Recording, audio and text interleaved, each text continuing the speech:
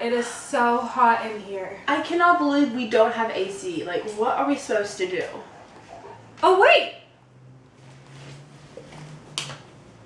Carl! Carl! Carl will know what to do. Doesn't Carl design AC systems, right? Yeah, we should go to his house. Yeah, we could let's go there and then he can help us design one. Yeah. Sounds good.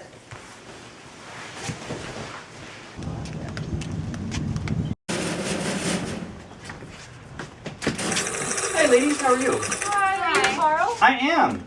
Oh my goodness. Thank you so much. We need your help. I found your card and it's like really, really hot outside. And so I was wondering if you could maybe help us install an AC system into our house. I can. Come on inside. Thank you. Thank you. So, how will you help us build an AC in our house?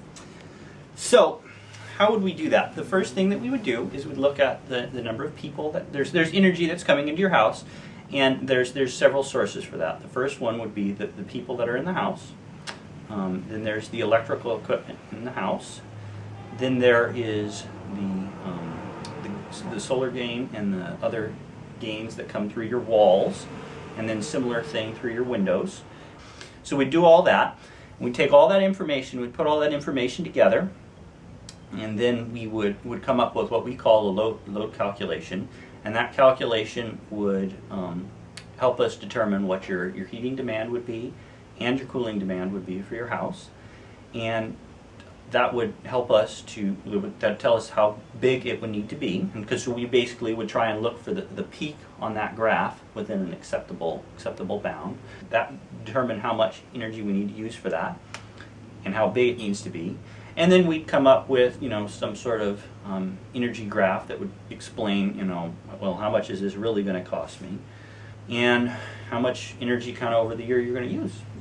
You know what? That sounds really familiar. Danielle, I think we learned this in Miss Spiridon's class. Functions, right? Polynomial functions. Yes. Wow. We got your load calc done, and we've looked at all those things we were talked about earlier. We're particularly looking at the solar gain that you have on your house, and you can see that it's low in the morning, and as the day kind of goes on, it gets higher and it comes back down, and it repeats every day.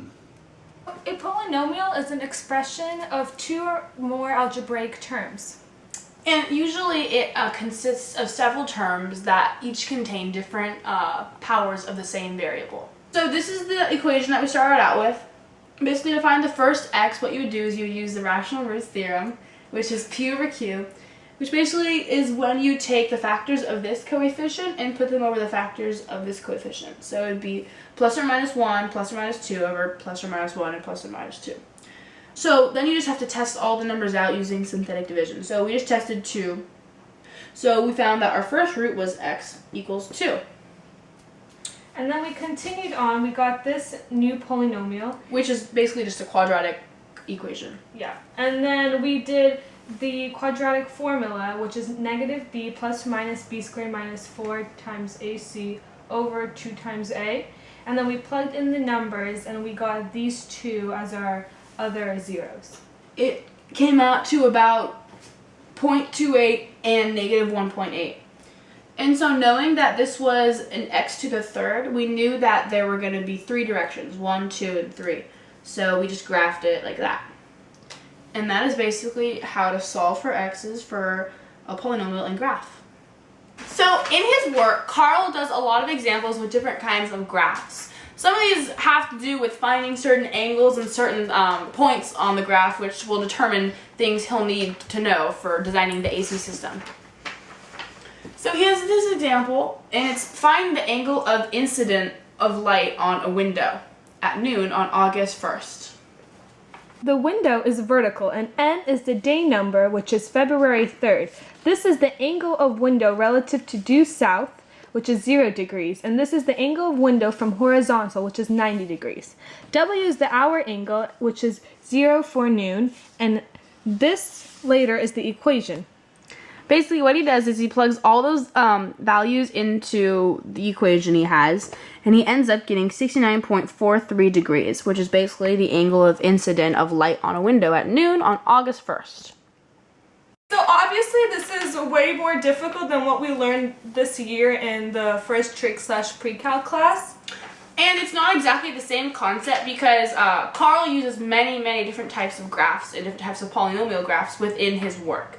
This happens just to be one example with using sine and cosine, however, because it finds an angle. All the work that Carl usually does to find these polynomial graphs is done within a computer software program.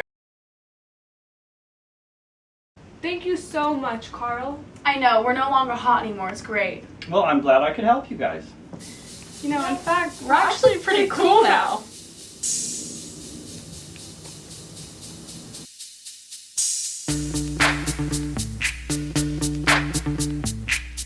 Yo, VIP. Let's kick it. Ice, ice, baby. Ice, ice, baby. All right, stop. Collaborate.